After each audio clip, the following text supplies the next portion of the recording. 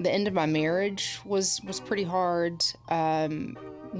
Waking up one morning realizing I had been in a physical altercation with someone. I had taken a bottle of, meds and said I wanted to get, kill myself or whatever, then driven under the influence, put my son in danger, put myself in danger, put people in danger, and had to, recognize like what I'm doing is not working. And to the outside person looking at my life, even at that time, nobody had any clue.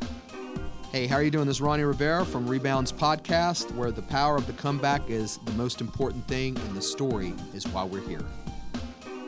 Meredith, how are you? Good, Ronnie. Thank you for coming on Rebound's podcast. I appreciate you being here. It is a dream come true to have you on the show, of course, because we talk quite a bit about this, and we have talked for a number of weeks and months. And for those of you that do not know Meredith, she is a community leader here in law, and I know her because we've done a lot of work with AMI Kids, which is an organization in the state of Florida that gives kids a second chance opportunity, gives them employability skills, gives them all kinds of stuff. It's kind of how you and I got started on this years ago, just kind of talking about what does a rebound look like.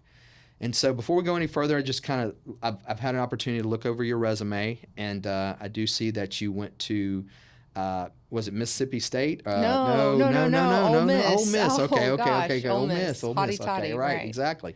Listen, if James Faulkner is their favorite son, then certainly you're their favorite daughter. There's no doubt about that. But you have an incredible resume. I mean, you've worked as assistant county administrator here. You've worked at a local law firm here. And most importantly, you have your own law firm currently. And but before we get started here, I always ask that kind of signature question. Who is Meredith Bush? That's complicated, right? So as you said, I'm an attorney, board certified, I'm a land use planner. I think more importantly, I'm a mother, I'm a fiance. I'd like to think I'm a friend, a counselor at law, just, work in progress more than anything. Yeah, aren't we all, for sure. So where are you right now in your life? Where are you right this second? Where is Meredith Bush right now as we speak? Meredith Bush is thriving. I'm in a season of peace, of celebration. I'm running my own business. I'm planning a wedding. I'm a leader, like you said, on some community boards. But I'm comfortable and safe in my own skin. And I think that's what's most important about my story or about my life or about these questions is that, it looks good and I love to say I'm the proud owner of Meredith Bush Law, but I'm also just proud to be sitting here and talking to my friend and drinking a cup of coffee. So I guess at this moment I'm talking to you, right? That's what's drove us. We've had a few different conversations, at least through the last year. We've had coffee and we've had an opportunity to discuss not just this project, but many projects in Escambia County, Pensacola, Florida, for those of you that are not here locally that are listening.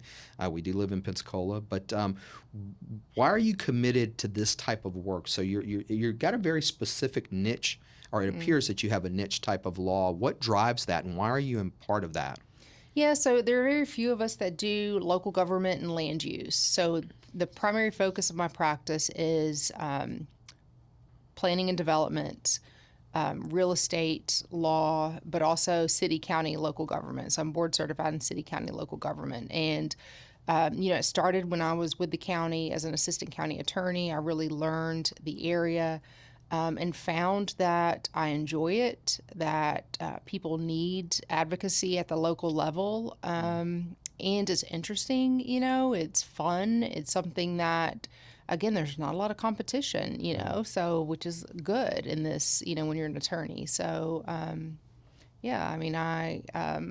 it also gives me an opportunity to be of service and to do the other things that maybe are more important than representing, a developer or even citizen. I do both sides. So I represent developers, but I also represent neighbors, citizens, who want to fight development, just depending on who calls and what their purpose is.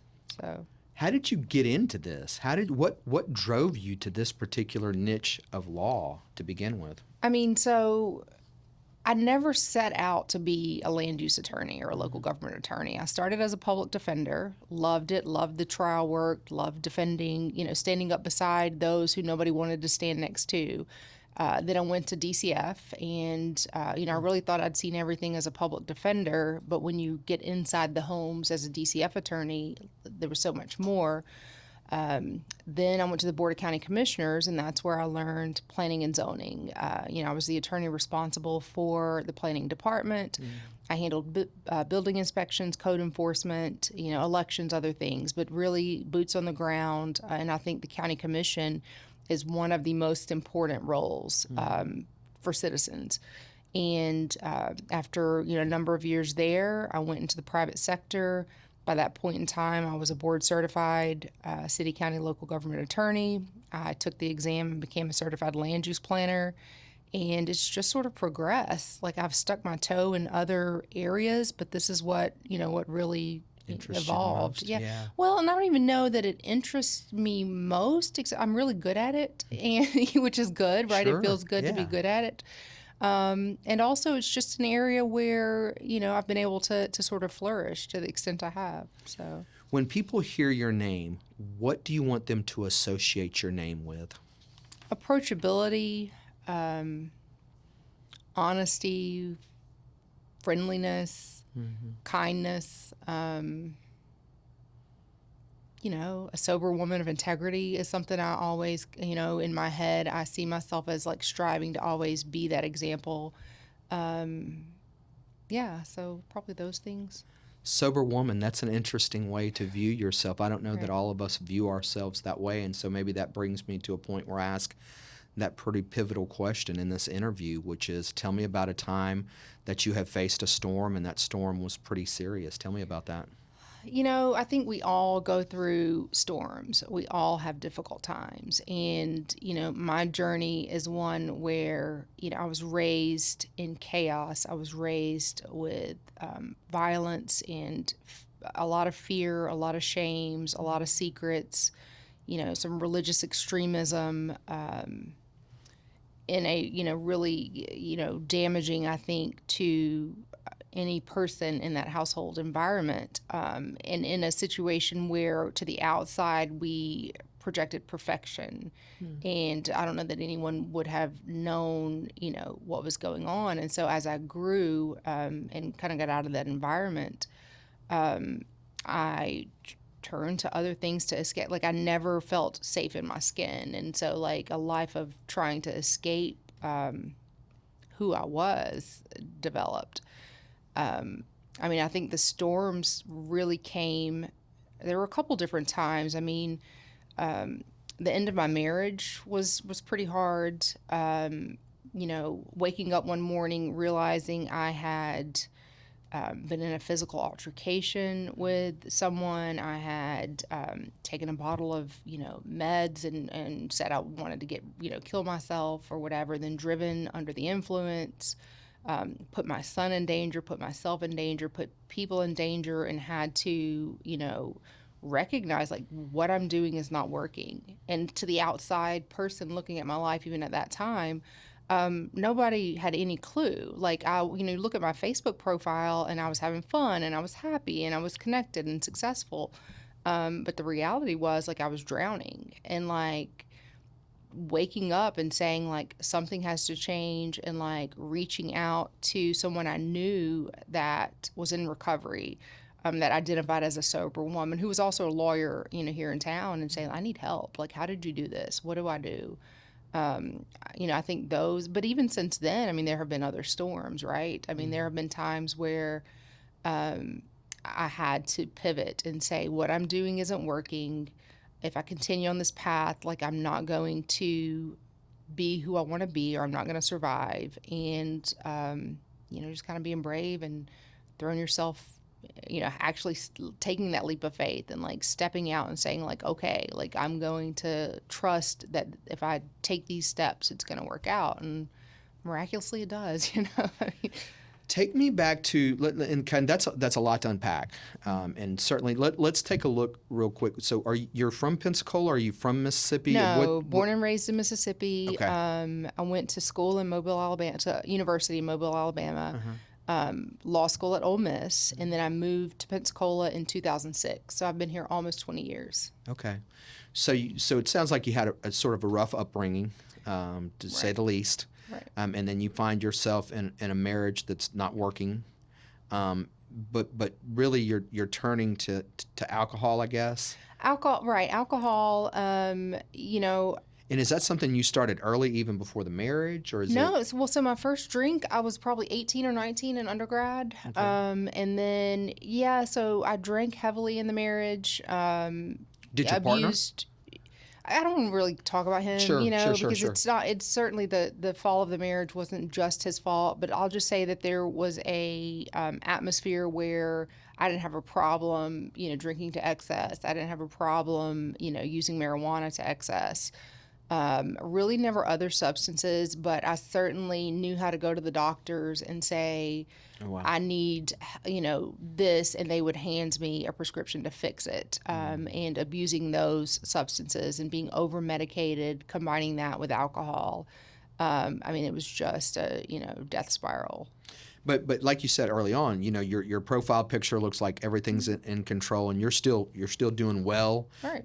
You're working. Right. You're being an advocate for your clients, but internally things are not working well for you. Right, because I was never like a daily drinker. It wasn't a situation where some people start their morning with or they can't put it down or they get the shake, and it was never like that for me. But it was certainly when I would pick up, it would be with the intent, like, I'm going to escape, like, I'm going to black out, like, I don't want to be here. And it wasn't a conscious thing, because on the surface, it was like, we're having fun, we're playing music, we're going out.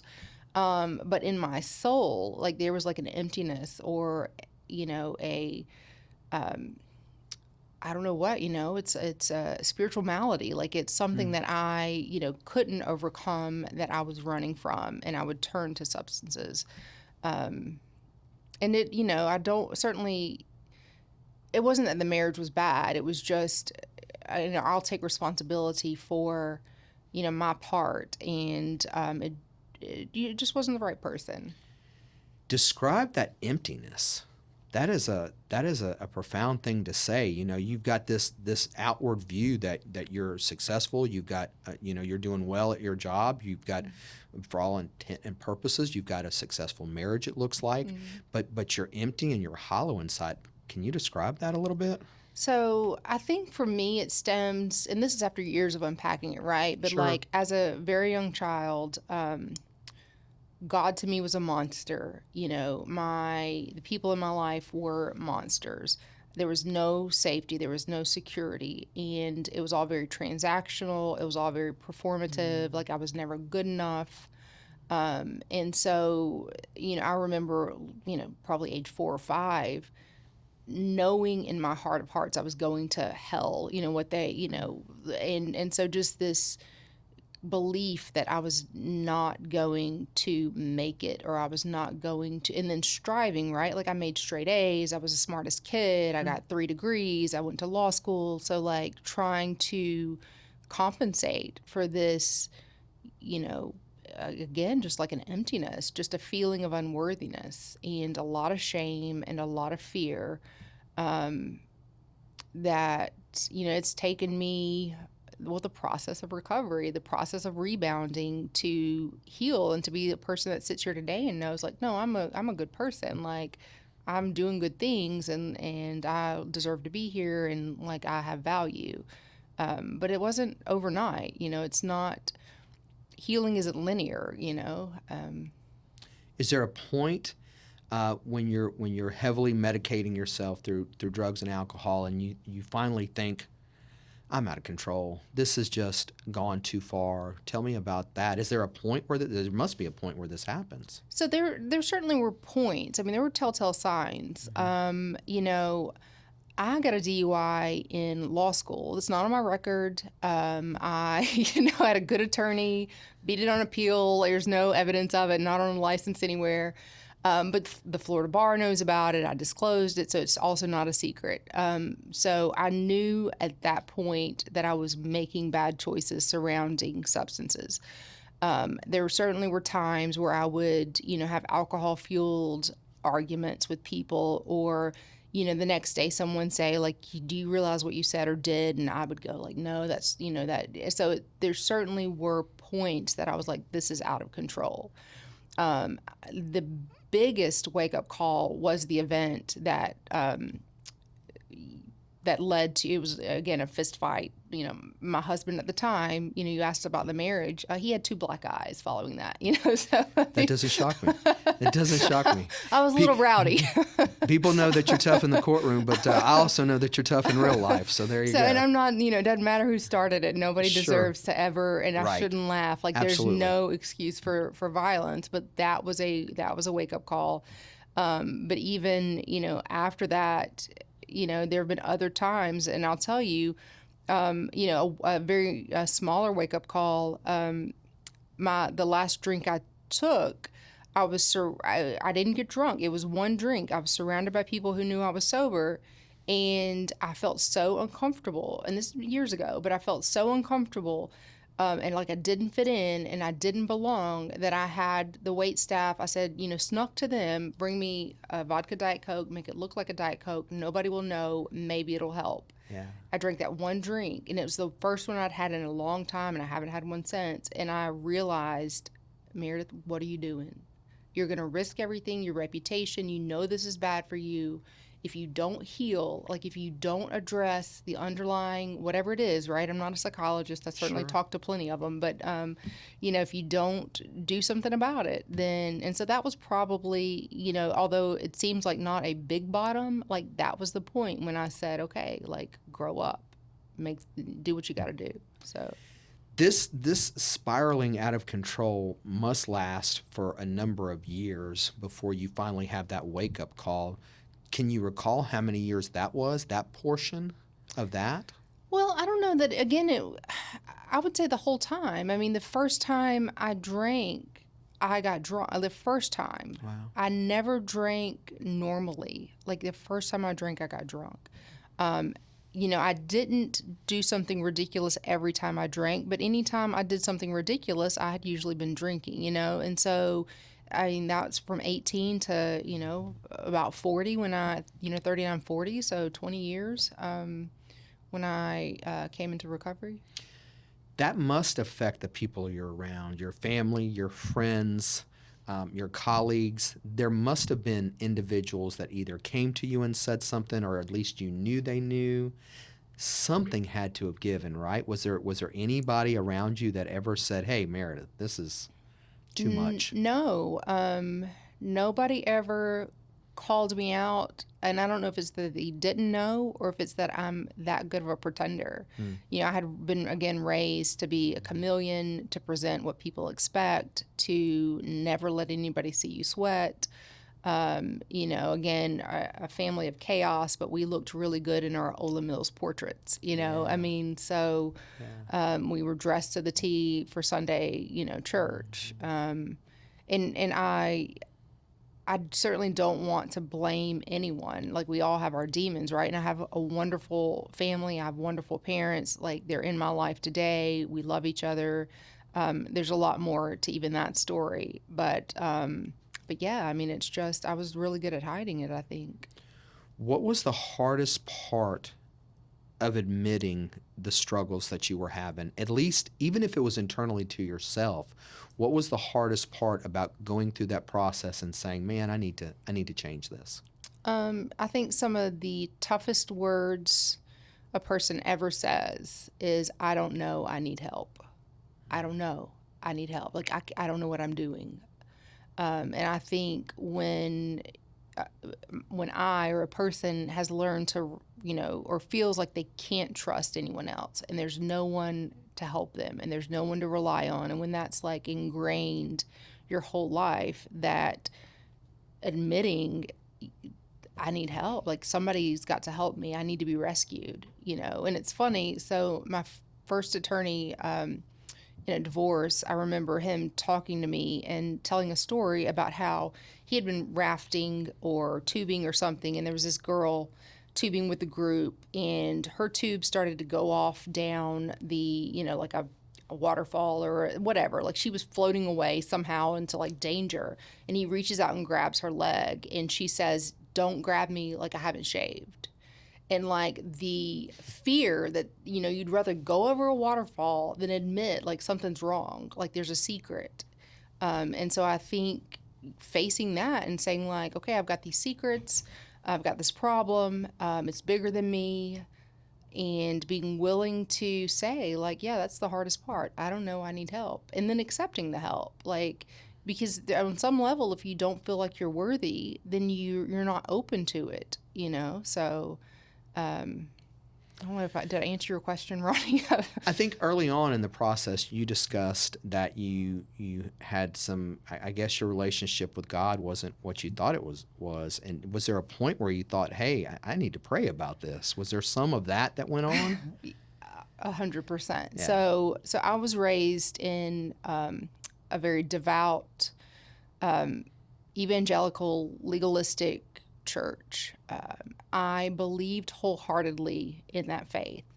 I spent the summers through high school on the mission field. I was going to be a missionary. Like I prayed, I was sort of sequestered. We weren't allowed to watch outside television, outside music. I could go to the library, but even those books were censored. I remember having like a science book with evolution, and that was like of the devil. Like it was so I was very limited before I got out into the world. My friends were all cousins. Like I lived in a super small town. And so when I got out of my parents' house and realized the world around me and kind of felt deceived or like maybe what I had believed wasn't true, I 100% became an atheist. Like there was no God. Like it was all nonsense. I thought anyone who was religious was stupid. I was smarter than them. I'm very judgmental. I was very harsh about it. Part of coming into recovery, part of the system that I'm in or whatever, is developing a belief in a higher power or something bigger than myself.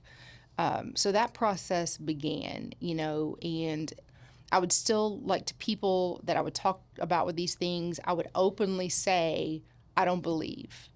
But I was at home, like, writing prayers in a journal. Like, I was at home, like, crying out or praying privately, hoping that there was something there, not willing to admit because I was so angry. I was so angry at the idea of God and the concept of God. And it's only been in the last year or two, a little while, that I have a partner, I'm in a relationship, engaged. Congratulations. Thank you. And he, one of the only thing he asked of me was to go to church with him. And I would go and I would sit there and I would like not really participate. And at the beginning I would think like this is, nonsense or whatever. But there was enough of an opening. There was something where, and I don't really know what moment it changed. But at some point, after years of not being able to cry, like I went years without crying, I found myself like weeping in church services. I found myself developing the idea or the concept. And today, my God, and I tell people, I'm like, my God's an octopus.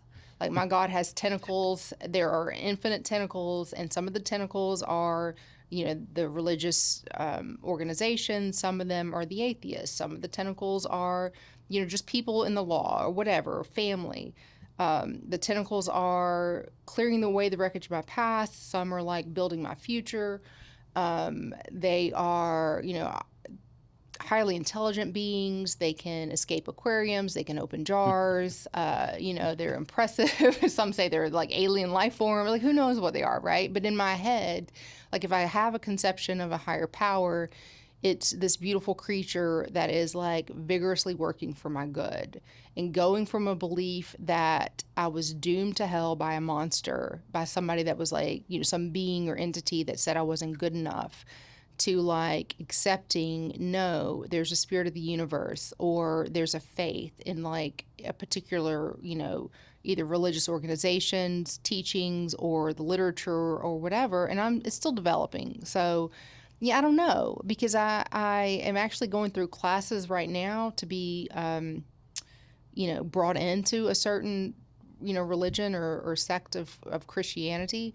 And on the other hand, I'm like, well, my God's an octopus, and like part of his tentacles are the atheists and the aliens. So like, it doesn't really make sense, but it gives me so much peace. Let's talk a little bit about the shift that's taken place, and we'll kind of take a look real quick. Obviously, I wouldn't say you're converting to Christianity. You sound like you've been a Christian for a number of years, but you're kind of moving back towards understanding your faith.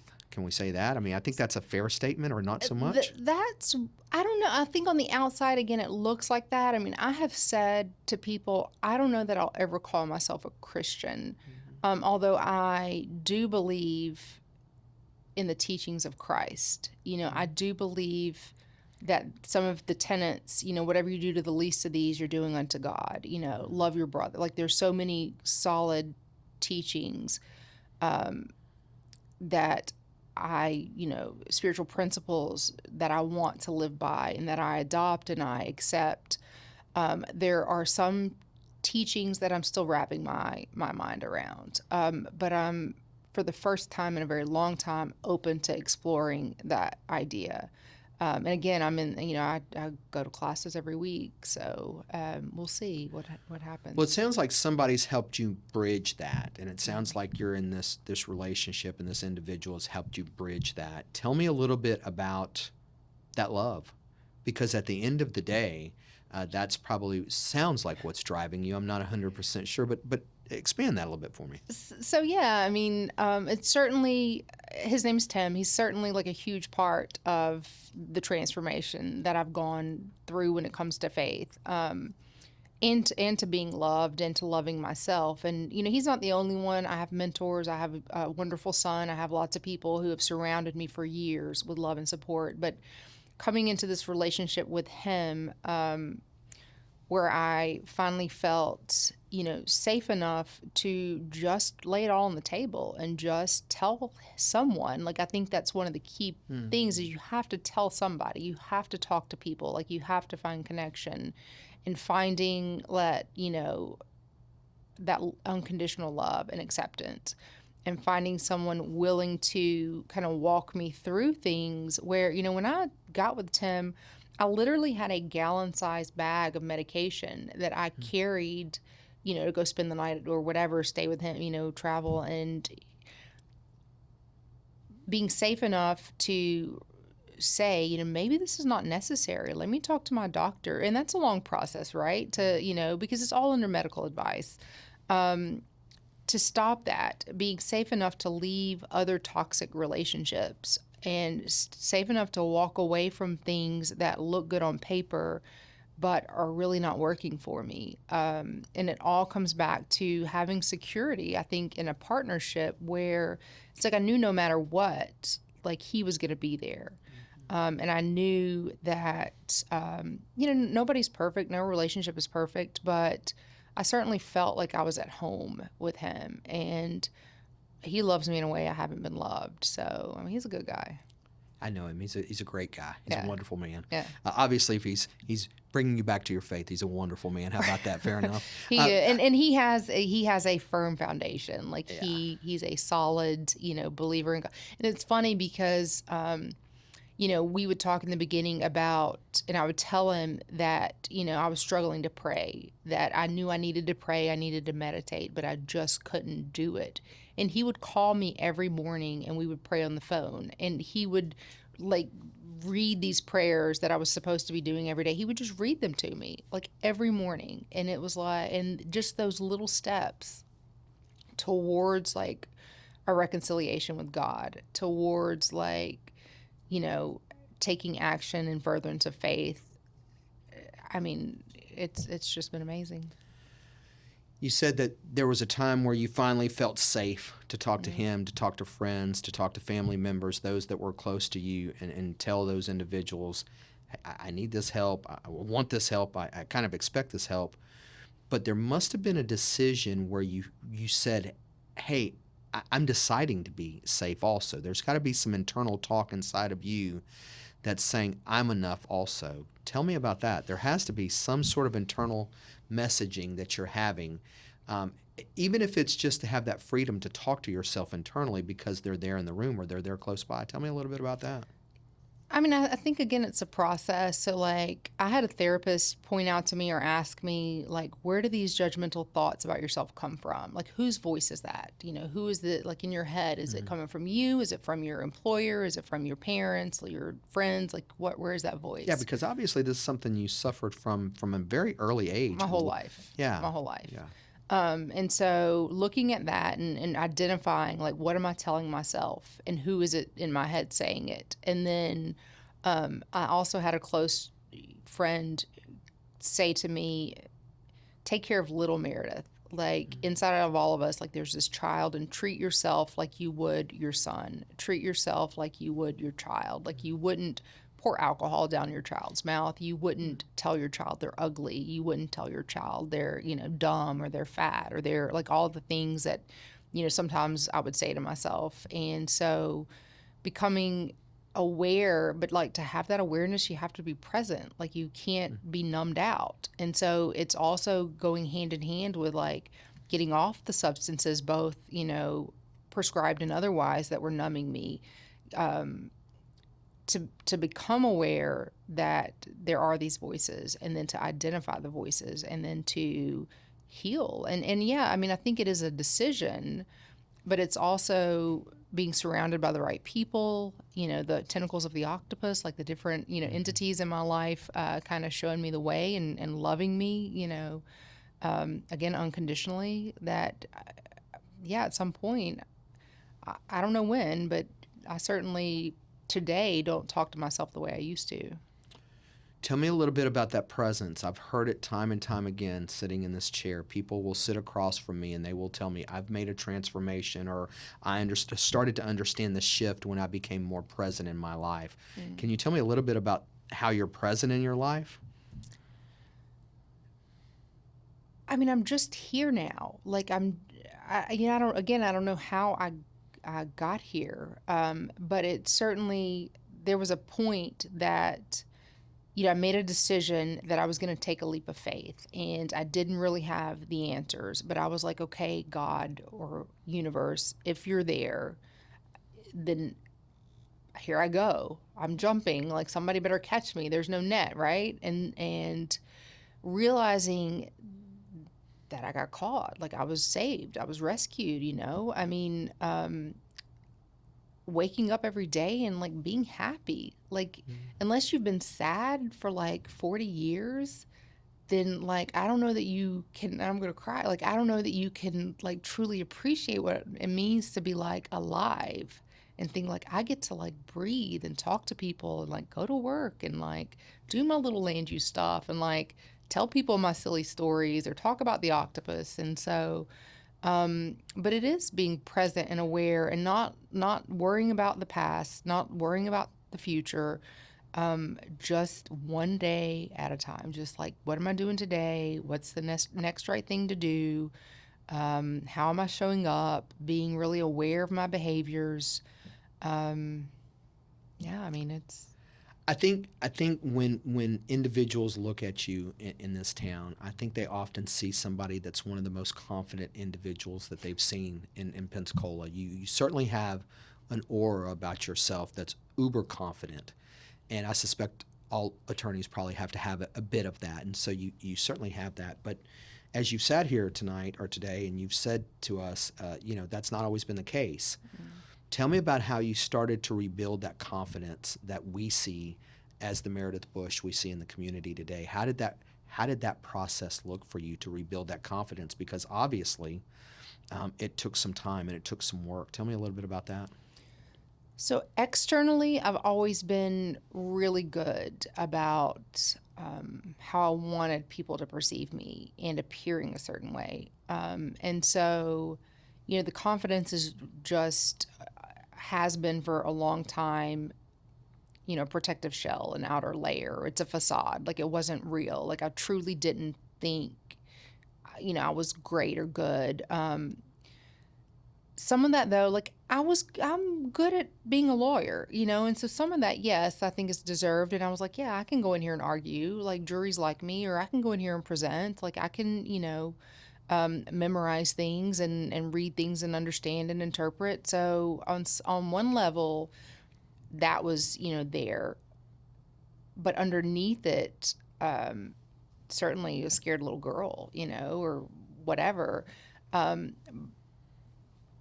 So yeah, I mean, but I think every day, I've been told if you want to have self-esteem, do esteemable things. Hmm. And so living my life and changing my life to where I actively look genuinely, without reward. And I feel like I shouldn't even say this because I'm getting a little bit of a reward by telling you about it, but like genuinely looking, how can I help someone, or what's the right thing to do, builds confidence. And then the more that the universe or God shows up to help me, the more I feel safe to take those steps and those leaps, because it's like I'm confident it's going to be okay. Like, I don't have to be afraid.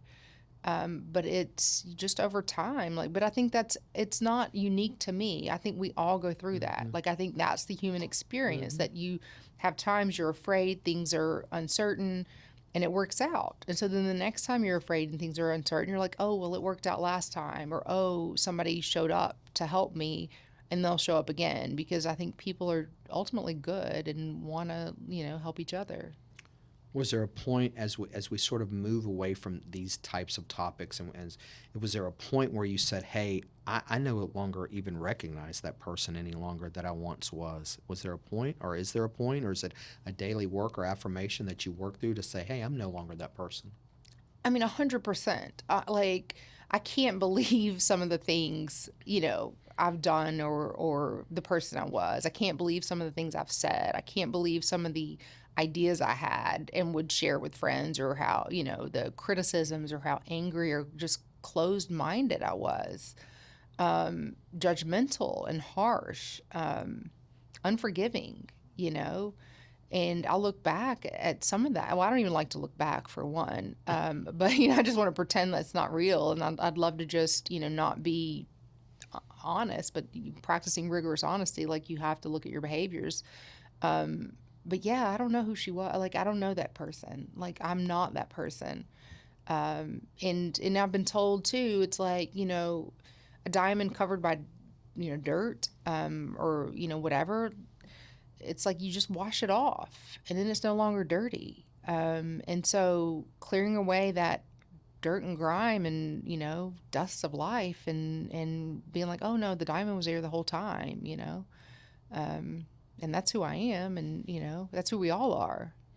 Clearly, you are in the middle of this rebuilding process and this rebounding process as we speak. Right. Which is I know. amazing. I feel like this might be a little premature. I don't think so. I think this is amazing. Like, talk to me in a year. Yeah, no. I think we're all very confident that you're going to continue this process. But as we're looking and you're rebuilding this process, what does the practical emotional application of this look like? I mean, what does this look like on a day-to-day basis? I mean, do you get up? Do you pray? Do you do yoga? I mean, what is your daily outlook to rebound? Yeah, what's your rebound? I know that you drink a lot of coffee, because you drink a lot of coffee with me at least once or twice a month. So what's your daily outlook? Coffee is a staple. Coffee is very important to my recovery. Send coffee, meet me for coffee, invite me to coffee. Absolutely. No, so I do. I have a couple books that I read from every day. I have a gratitude journal where I literally make a list. I just fill every line every morning with what am I grateful for. And sometimes there are lofty things, there are people's names, but I also, I like this pen. I really like this pen, so I will say this pen, just whatever brings me joy. And so recognizing that, talking to people, I have a community that I connect with, practicing, spiritual principles every day, certain practices when I'm upset, telling someone about it and turning my thoughts to how to be of service to someone else. When I have a secret, tell someone about it. Don't hold it inside. There are just certain tools in my toolkit that, have become part of my day in, day out existence. And it really forms the foundation from which I'm able to spring into wonderful things. It's a pretty solid bedrock. How do you measure that success? How do you measure that? I mean, that's we often say you can't manage it if you can't measure it. And so how do you measure that success every day for yourself? Part of it, I think, is tangible. I mean, financial recovery is a process, but that's certainly something that I see more and more every day. Looking good on paper is tangible. I own a business. I'm purchasing a house. Again, that's sort of financial, but also I measure it more than anything in how I feel every day. Like, again, being happy, being excited about things. And I think if you've lived in a way that you don't feel emotion, like you can't let yourself feel anything, and then there's a turning or a change where you're like, wow, I'm excited. Like, this is fun. Or I like that, like recognizing what you like and you don't like even those little milestones are measurements of like, I'm doing it. Like, this is life and I'm actually living it. What do people misunderstand the most about this process? It's not overnight. There's no magic to it.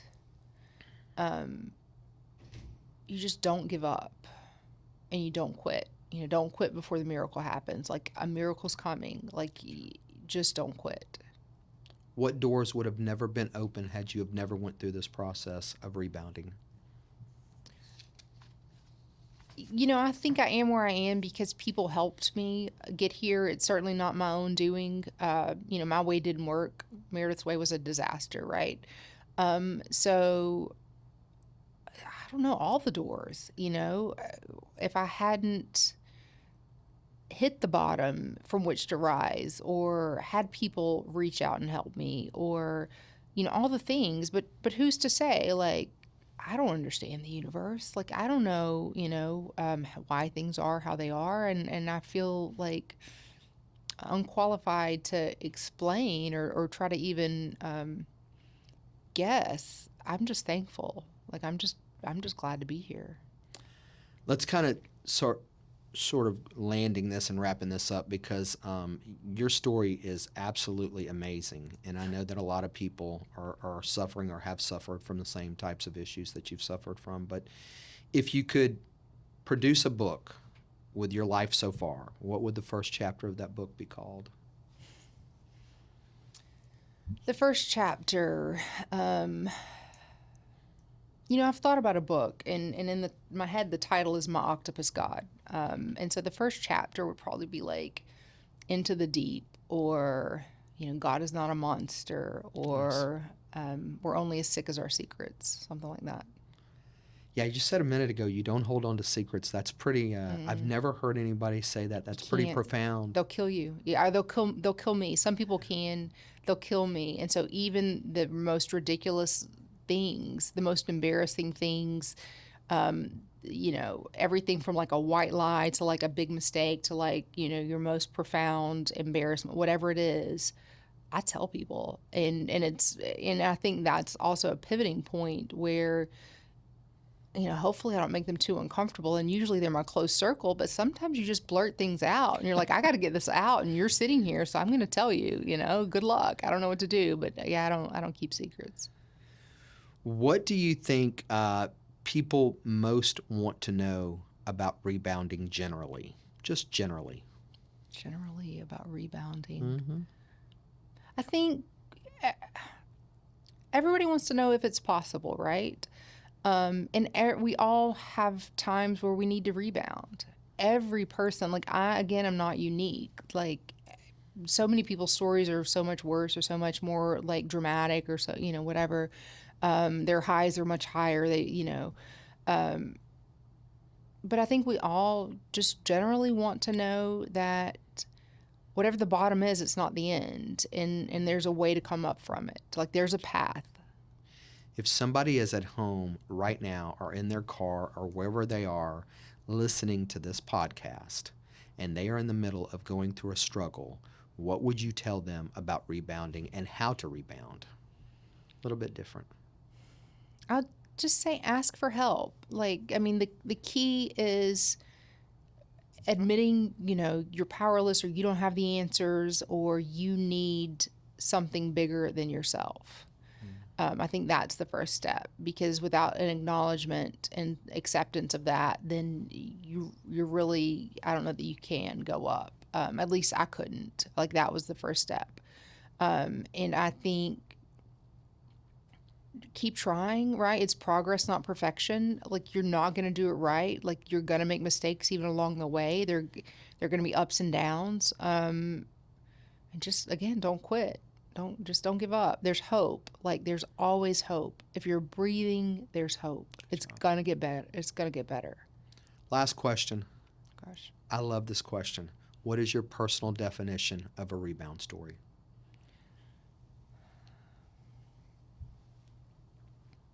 Personal definition of a rebound story. I mean, I think it's just the human condition, right? I mean, I think that a rebound story is defined as birth to death. I mean, I think we're all rebounding. We're all constantly growing. We're all changing. We're all awakening. You go from being asleep to being awake. You go from being, living in an escape to being present. You go from being numb to feeling. And so I think a rebound is that transformation from being dead to alive. Good job. Meredith, I want to thank you for your time and showing up for this podcast and showing up for our community. If you guys get an opportunity and you see Meredith around town, ask her for coffee. She will certainly have coffee with you. You guys can visit her on all of her socials. She has her own law firm now, and she will represent you in a niche market of law, which is pretty good, because, to be honest with you, there's not a lot of people that do this type of law from here to Tallahassee, Florida, is my understanding. Is that correct? Yeah, I'm the only board-certified city, county, local government lawyer outside of those working in government agencies in the area from this side of Tallahassee. That's also a certified land use planner. Very small percentage of us exist in the state. So, yeah, I'm one of the few. Thanks for coming out, Meredith. Have a good evening. Thank you, Ron. Thanks for listening to Rebounds Podcast with Ronnie Rivera. If you have an opportunity, please review our show notes and support our sponsors, Blush and Needle Society, Meredith Bush Law Firm, Youths Left Behind. Also, please support us on our social media platforms, Instagram and YouTube.